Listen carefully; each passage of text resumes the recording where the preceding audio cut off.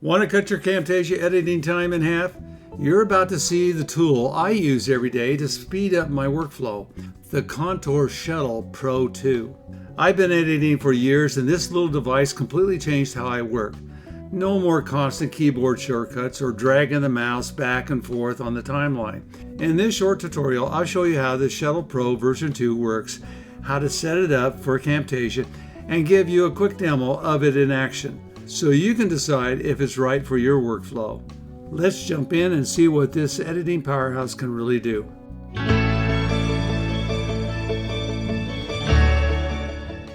The first thing we'll do is show you our screen layout. Item 1 is our Contour Shuttle device configuration software. When you purchase the Shuttle device, you will also receive the Shuttle device software for downloading. This will allow you to customize the Shuttle device. The second item will be the picture-in-picture of the actual Shuttle device. Both items will be displayed throughout the tutorial. The Shuttle Pro is a programmable editor controller. It features 15 buttons, a jog wheel for precise frame-to-frame movement, and a shuttle ring that scrubs through your timeline faster the more you turn it. It works with dozens of editing programs, and with a little setup, it integrates beautifully with Camtasia.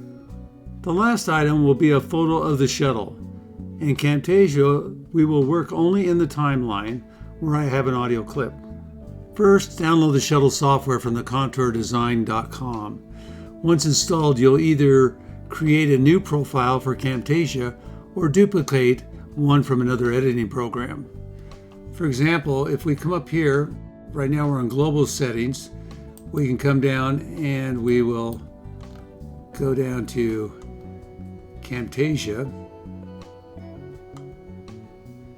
Right here, Camtasia Studio.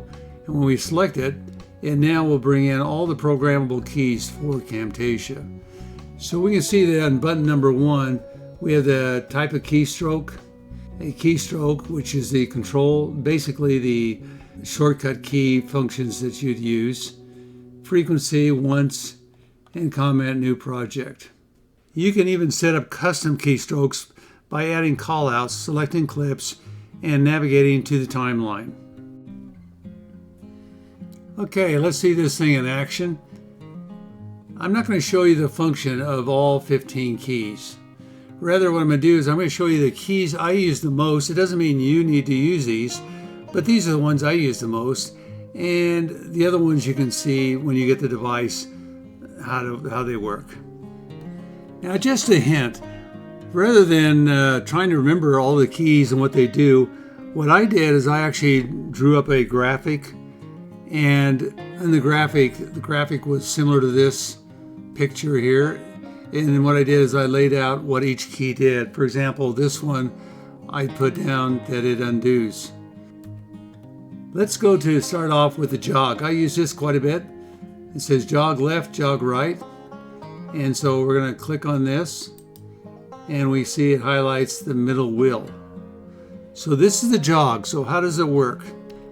If we come down here to our timeline, I'm going to compress it a little bit.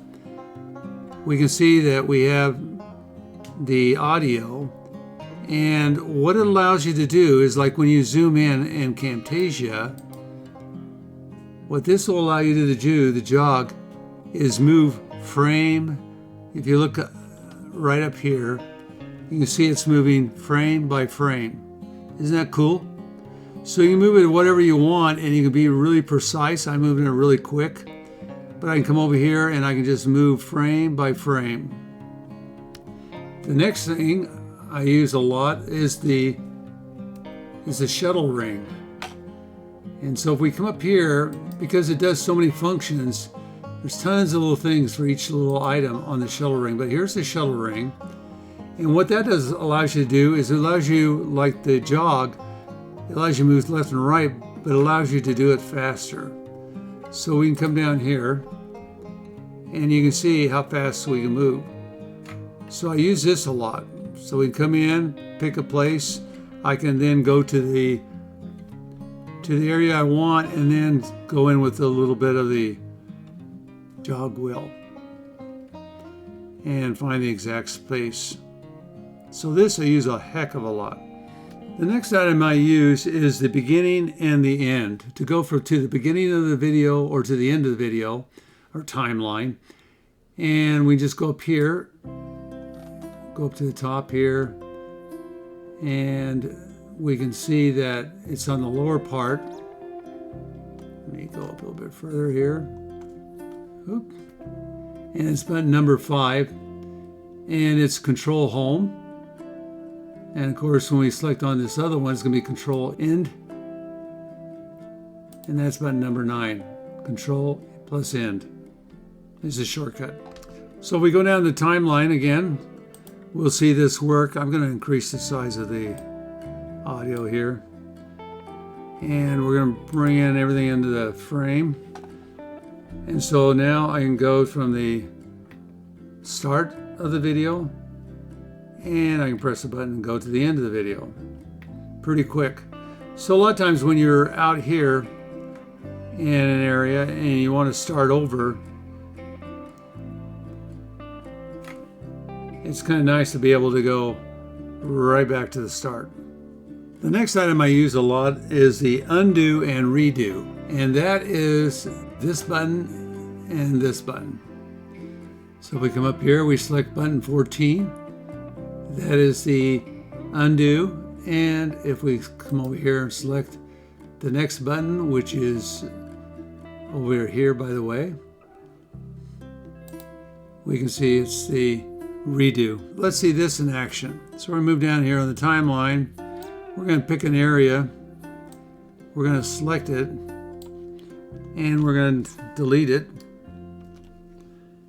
And now I'm going to come back and I'm going to hit the undo. So it'll be this button right over here. And now it's back in place. Or I can do redo, and it takes it back out. One button I use the most is a start and play, or play and pause. So we'll go up here and we go up to the buttons, and that button is right here. So just as a refresher, let's take a look at these controls and what they do.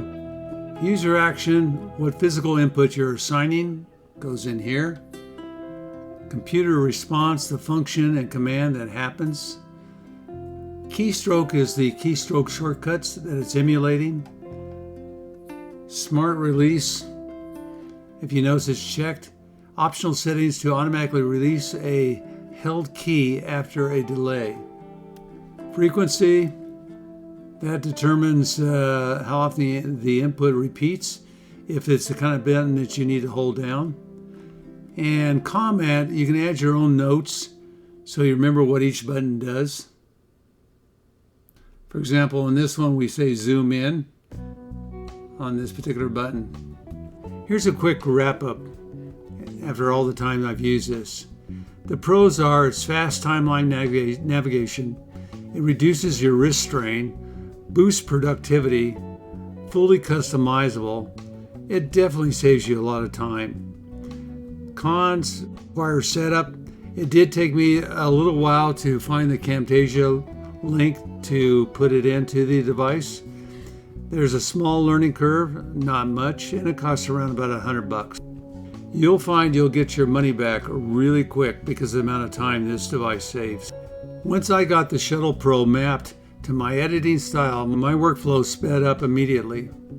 If you're editing a lot in Camtasia or any other video software, this is one of the best hardware upgrades you can make. If this video helped you, hit the like button, subscribe to Inspirio tutorials for more Camtasia and editing tips, and we'll see you in the next one.